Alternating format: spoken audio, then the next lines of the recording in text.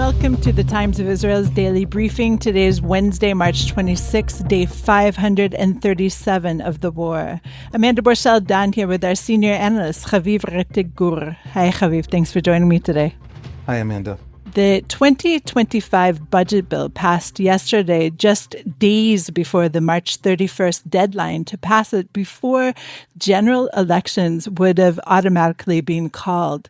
The total budget was 756 billion shekels, which is $203.5 billion, and it's the largest in Israeli history. So we're going to discuss its ramifications, including the increased stability that this now gives the Netanyahu government and what it may mean for that moving forward on all fronts. In the second half of our program, we're going to discuss initial reports of hundreds of Gazans who are protesting the Hamas regime yesterday and what this may mean in terms of the war moving forward. All this and more when we're back.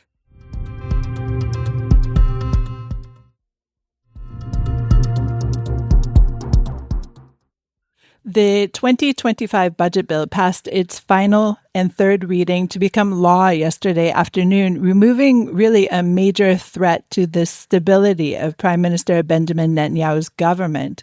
Lawmakers voted 66 to 52 in favor of the bill, which is, again, the largest budget in Israeli history. Finance Minister Bezalel Smotrich said that it contained, quote, everything we need to win on the front and on the home front. So, Chaviv, before we turn to the nuts and bolts of the budget bill, I happen to know for a fact that nothing makes you happier than to discuss actually the importance of a budget. Obviously, it goes so far beyond just, balancing the books. So why is a budget important, and specifically this budget? A country's resources are limited, and it has to decide what it invests in. And in the case of a small country with tremendous public spending needs like Israel, something like a third of this budget is defense, is national security. That includes the police, but by far the largest budget, of course, is the IDF, the Air Force. The Mossad has something like, according to reports, doubled in size in the last 10 years or so. And so it's a country that has tremendous public spending needs, and how you prioritize that tells you everything going about the country going forward and about the government's priorities. And this budget, unfortunately, tells us a lot of things that are very frustrating. Nearly everything was cut because the spending on the war has been tremendous. The defense budget doubled basically last year. And the few things that were not cut, but in fact expanded, are things that are going to hurt the country going forward. For example, massive increases to yeshiva stipends and budgets for the ultra-Orthodox community. A lot of it hidden outside of the actual yeshiva stipend budget. So, for example, 60 million shekels to foreign yeshiva students, programs for yeshiva students coming in from overseas. Now, 60 million more than had ever been spent on those programs. There's not a massive flood of yeshiva students coming in from overseas. It was just a way to increase spending for coalition partners, while the medical basket, the health basket for government subsidized medicines as part of universal health care did not grow as quickly as it was slated to grow, while youth at risk programming were actually cut, while, for example, the rebuilding budgets for the North and South after the last 17, 18 months of war were shrunk in this budget to bring it within, fiscally responsible, right? So even as that was happening, budgets increased for the coalition partners that Netanyahu was most worried would flee his coalition. And that is something that I think has very frustrated a lot of people. And next week, we're going to hear the OECD will release its report on the Israeli economy. And one of the major expectations from that report will be the cost of living numbers. The cost of living numbers in Israel are among the worst in the developed world. Israelis spend vast amounts. Much higher prices are paid at the supermarket on basic goods and services. And major reforms meant to tackle that are not in this budget. And so it's a very narrow political survival budget at a time when Israel, I think, as a country, as a public, deserves better. So, as you said, budgets show the priority of a nation, and it is no surprise to anyone in the world that the number one ministry receiving funding is the defense ministry. But I would argue that Israel still does kind of have its ducks in a row, meaning we have our priorities straight because the number two is the education ministry and the number three is the health ministry. So there is still emphasis being placed on these very important cornerstones in the Israeli society, no? At a very, very broad brushstrokes, absolutely. I mean, Israel has the most children per capita of any developed nation. And so the education budget is very large. And there's a big debate over whether we're spending enough or not spending enough, how you normalize an education budget, because 90%, over 90% of the education budget is spent on salaries. You build a school once and then you basically spend money on salaries in that school for the next 50 years. And so how you measure salaries compared to other economies and their salaries is how you decide whether you spend enough on education. But education has always been the number two budget. I mean, for decades. I mean, 20 years I've been, a journalist, and 20 years I've been looking at education budgets, and for 20 years, I mean, and that's been true forever. And the health budget is actually one of the great success stories of Israel, because it is a very large health budget for a very fast growing population. At the same time, we spend much less per capita. I don't remember the exact numbers, but it's less than a third per person than the United States. And the results of our healthcare system, in terms of actual public health, in terms of actual access to healthcare, especially at the lower deciles of the economy, are extraordinarily better. And so some of the fundamentals in this country, put it this way, American progressives would love if they got to know, right? But at the same time, there is a distinct, separate Haredi welfare economy being built. And there is a smaller, but also problematic in the same way, for the same reason, in that it incentivizes lack of work. It incentivizes lack of public service. It incentivizes things that are a drain on the economy in the Arab community. In the Arab community, mostly with women. In the Haredi community, mostly with men. These are cultural choices. But the net result is that and I just want to say, per capita, it's much larger in the Haredi community as a function of coalition politics. But it still also exists in the Arab community, relatively low rates of work among Arab women. But the long story short is that these are now very large percentages of the population, right? I mean, we're talking about the ultra-Orthodox community alone is 13% of the country, and probably the numbers are somewhere between 20 and 25% of the kindergartners in the country. And so if they are incentivized on a mass scale by their own political apparatuses and the coalition politics around this government, and past governments and possibly future governments, not to work because someone else will cover them, that's a massive drain on the economy that's going to bode very badly for the Israeli economy going forward. This budget, because of Netanyahu's precarious political position as he tries to navigate surviving October 7, basically, still 18 months later, only doubles down on all those problems. And it does so very publicly and in ways that are very, a little bit ridiculous and very frustrating. I mean, the things that are cut, and you know what, maybe needed to be cut just to be responsible, but those things hurt, and they hurt the people who are most hurting now. And at the same time, you have just hundreds of millions of shekels being spent just on his coalition partners. So let's talk about the opposition's blowback. And in many ways, since they are such a minority right now, and Netanyahu's coalition is so stable, it's kind of like a lot of thunder, but no lightning. But opposition leader Yair Lapid termed the budget the, quote, greatest robbery in the history of the country versus the greatest amount of money being spent. And other opposition leaders railed against the budget, including National Unity Chairman Benny Gantz, who dismissed the package as emblematic of the government's, quote, disconnection and shamelessness. So you have already discussed how a lot of the spending is for the coalition partners.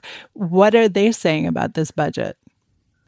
Some of it is just obviously political grandstanding. It's a moment in which, right, because of the big political fight over the return of some pieces of judicial reform, Netanyahu's fight to fire Ronen Bar, the head of the Shabak, the budget debate, even as the last vote was taken on the final budget, was pushed to the back pages.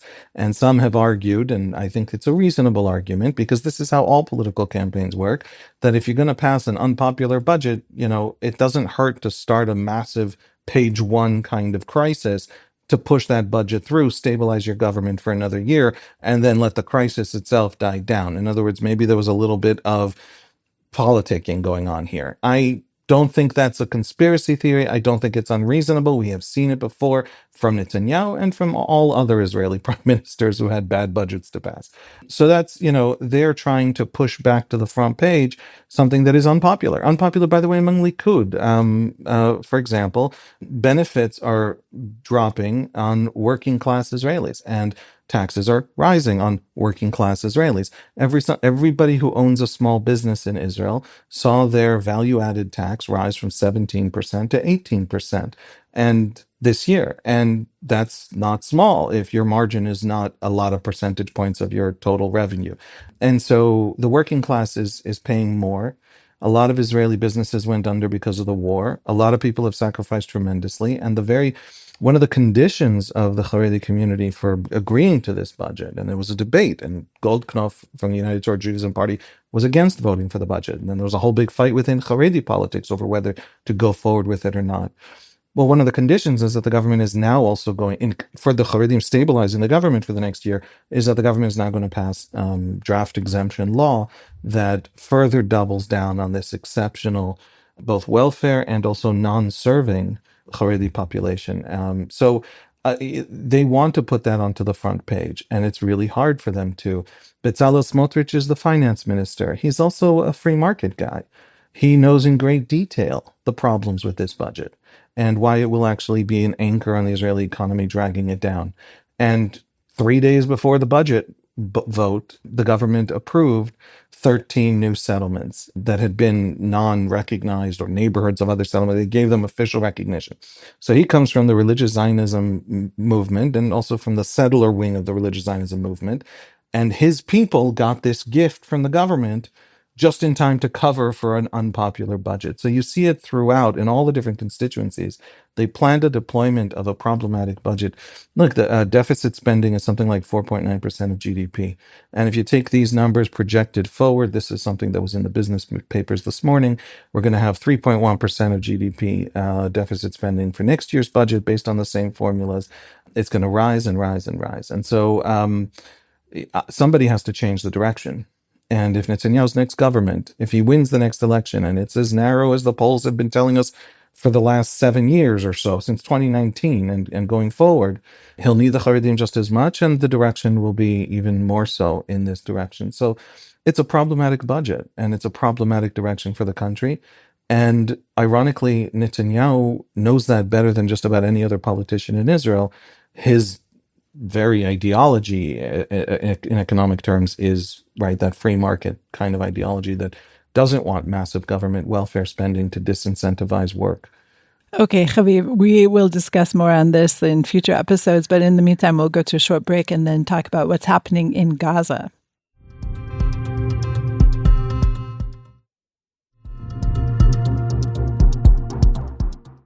And we're back. Hundreds of Palestinians protested against Hamas rule and against the war in at least 3 locations in Gaza last night in relatively rare occurrences in the Strip.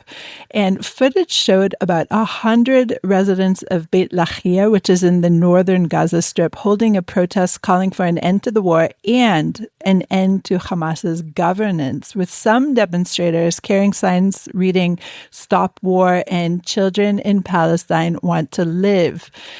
Hours after that first protest, another anti-war and anti-Hamas demonstration was held in northern Gaza's Jabalia refugee camp, with dozens of demonstrators burning tires and chanting, "We want to eat." And as news of these 2 protests spread, other demonstrations broke out across Gaza, including one in the major southern city of Khan Yunis, where protesters were filmed chanting, "Down with Hamas," and calling for an end to the fighting. Now, in Palestinian papers, apparently the protest against Hamas was whitewashed, and they did actually report on the protests themselves, but saying that it's an end to the fighting in general. So, Haviv, I don't know, I'm feeling optimistic, shall we say, to see these first signs of maybe a tide change, something going on among the Gazans themselves and rising up against Hamas. But do you think it's just way too soon to feel this optimism? No, I think it's, what did Churchill say? It's not the end. It's not the beginning of the end, but it is perhaps the end of the beginning. For 18 months, I and many others, we'll call them analysts of the Israeli psyche, including obviously half of the Times of Israel, my colleagues at the Times of Israel, have been writing that Hamas would not remain in power in Gaza. It doesn't matter how long it would take. It didn't matter what effort it demanded. It didn't matter how much suffering or war it was required. It didn't matter what Iran or its proxies would do to us. We didn't know we had these successes ahead of us with Hezbollah. We thought it would be a terrible war in the north. Hamas would not remain in power in Gaza. And what we actually argued was that the great tragedy for Gaza wasn't even in those first massive waves of airstrikes as the Israeli Air Force sort of tried to get to tunnels the hard way, the blunt force trauma way, before the ground war began, which actually was much easier on civilians than the air war that preceded it. Even that wasn't the tragedy. The tragedy would be the incredibly long period of time it would take for Hamas, for its supporters in Qatar and Al Jazeera, for its supporters at Columbia University to realize that this war doesn't end without Hamas out. All of these groups of people, this whole ideological universe, believed that Israel was actually destroyable and that the chips were now down and the decisive moment had arrived and Gaza could be sacrificed to that great end.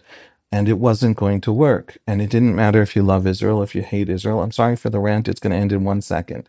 It doesn't matter if you want this to be true or not to be true. This war can't end. By the way, Netanyahu is marginal to this question. I happen to think Netanyahu actually slow walked the war. I think he could have been much, much more aggressive on Hamas and saved everybody a lot of time and suffering. But even if you actually like, on the Israeli side, like how Netanyahu ran the war and think that Gantz or anybody else would have done much worse, there's nobody who could have literally stopped the war with Hamas in power for any length of time. The most fundamental fact of this war is that it would not end. Gaza's future would not begin until Hamas is out of Gaza.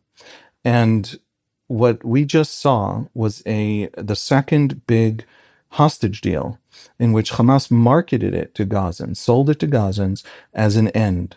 And it had these hostage circuses of the hostage releases to show that it was in charge. It hunted people down in the streets it accused of being collaborators, which is mostly just critics of Hamas over the last 17 months.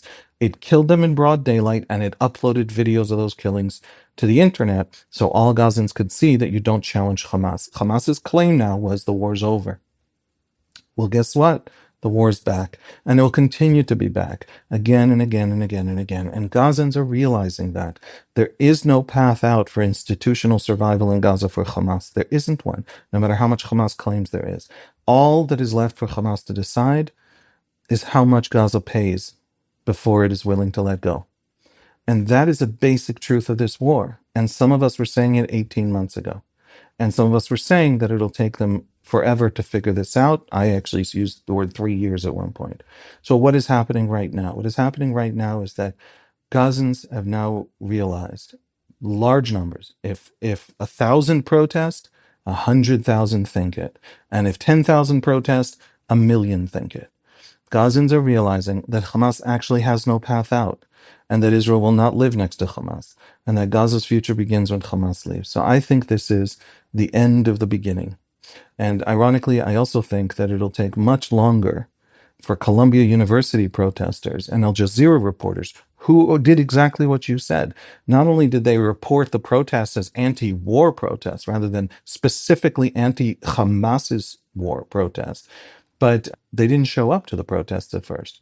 And there are all these tweets in Arabic among Gazans. Anybody see that particular, Al Jazeera journalist who's been out in the front lines all these 18 months? Anybody see him, or is he asleep at home in this morning because it's such a, I don't know what, late morning to wake up, right? They're all mocking Al Jazeera for being unable to grasp this. So Gazans are realizing it first. Their ideological enemies will realize it last because they've spent a year and a half willingly sacrificing Gaza to their ideology. This is the end of the beginning. Okay, I want to believe you, Chaviv, but what makes me a little nervous is we've been seeing in the past several days that there have been some rockets coming from Gaza, and they're not apparently being shot by Hamas. They're being shot by Palestinian Islamic Jihad.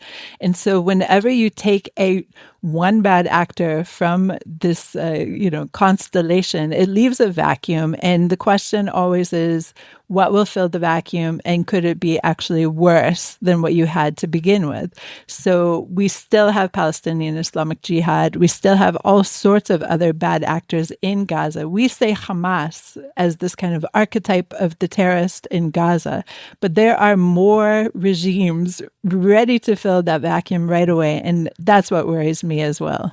Right. That's the problem with Gaza long term, unlike Lebanon, where there's a lot of Lebanon that isn't Hezbollah. Most of Lebanon isn't Hezbollah. Can they unify? Can they fill the vacuum? Can they prevent Hezbollah from retaking in Iran's name the Lebanon again and continuing the slow destruction of Lebanon? But there is that hope for the future because there is the rest of Lebanese politics. In Gaza, there isn't the rest of Gazan politics. It's all Hamas, and what isn't Hamas is some other version of Hamas. However, even those are having a hard time explaining anything. It doesn't really matter. Islamic Jihad could not operate if Hamas didn't let them. Islamic Jihad are a direct proxy of Iran, unlike Hamas, which is embedded in the Iranian proxy system, takes help from Iran, money, funding, training, but it doesn't actually obey Iran. Islamic Jihad obeys Iran. It's literally a Hezbollah Sunni version in Gaza. So that's a war you take to Iran. What else is there? There's a little bit of ISIS that went in and out of Sinai for a little while that Hamas cracked down on in some violent battles in the streets of Gaza a few years ago. You actually can crush all of it. And it's doable, and the fact that they can still launch rockets occasionally, but that's it. There's nothing left. Can these Gazan terror organizations and authoritarian, Islamist organizations continue to ruin things? Sure. Will they refuse to let go? Is this just the end of the beginning and no more than that? Because there's still a long, long path before you actually loosen Hamas's claws from Gaza and push it out as an institution? Yes. Do you then have to have a massive de-radicalization project in Gaza? Yes. Is there concern the Israeli government might not have politically the capacity to push through that kind of a future for Gaza? Yes. Every problem is true. Every question is correct. Everybody should be asking them. There is a simpler truth and a larger truth on which all these other truths depend, which is there is no future for Gaza with Hamas. There's no capacity in Israel and Israeli politics, on the left of Israeli politics, never mind the right, to let Hamas remain in Gaza. And so Gaza's future begins only when Hamas is gone, and it's still going to be a long path to seeing that. But after the failure of Hamas now to hold back the war, even with 59 hostages still left in Gaza, Gazans are saying, wait a second, maybe they have no strategy. Maybe they fundamentally misunderstood Israelis.